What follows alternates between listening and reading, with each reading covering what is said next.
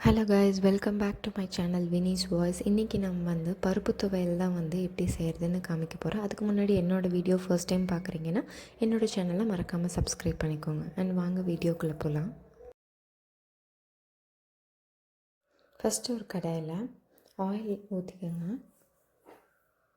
Oil வந்து கொஞ்சம் காஞ்சதுக்கப்புறம் வந்து துவரம்பருப்பு வந்து ஒரு 1/4 கப் எடுத்திருக்கேன், அதை ஆட் பண்ணிக்கோங்க.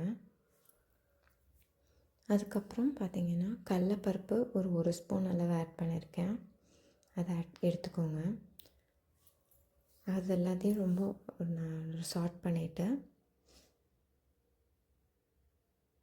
கொஞ்சம் சார்ட் பண்ணிக்கோங்க. அதுக்கப்புறம் 1 ஸ்பூன் அளவு பாசிப்பருப்பு எடுத்திருக்கேன்.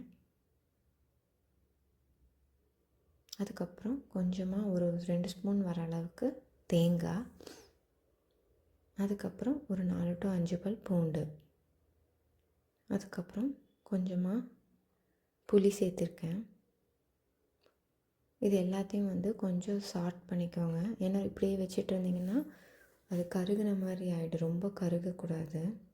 நல்லா சார்ட் பண்ணிக்கோங்க. சார்ட் பண்ணதுக்கப்புறம் பார்த்தீங்கன்னா கொஞ்சமாக கருவேப்பிலை ஆட் பண்ணிக்கோங்க. இது வந்து கொஞ்சம் டேஸ்ட்டு நம்மளுக்கு துவையலுக்கு கொடுக்கும். அதுக்கப்புறம் 4 to 5 வரமிளகா. உங்களுக்கு காரம் ஜாஸ்தியாக வேணும்னா கூட நீங்கள் ஆட் பண்ணிக்கலாம். இந்த நல்லா சார்ட் பண்ணிக்கோங்க. இந்த துவையல் வந்து நீங்கள் இந்த காய்ச்சல் அடிக்குது குழந்தைங்களுக்கு, பெரியவங்களுக்கு, வாய் கசப்பாக இருக்குதுன்னு நினச்சிங்கன்னா கொடுக்கலாம். இதெல்லாம் ரசத்துக்கு வச்சு கொடுக்கலாம். இது எல்லாத்தையும் ஒரு ஜாரில் மாற்றிட்டு கொஞ்சமாக தேவையான அளவு உப்பு போட்டுக்கோங்க.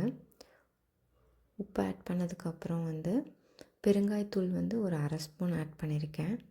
இது எல்லாத்தையும் தண்ணி சேர்க்காமல் ஃபஸ்ட்டு அரைச்சிக்கோங்க. அரைச்சிட்டு அதுக்கப்புறம் நீங்கள் இடையில வந்து தண்ணி சேர்த்திக்கோங்க. உங்களுக்கு எவ்வளோ பதமாக வேணுமோ அந்தளவுக்கு தண்ணி சேர்த்திக்கோங்க. தண்ணி சேர்த்துட்டு எகெயின் அரைச்சிக்கோங்க.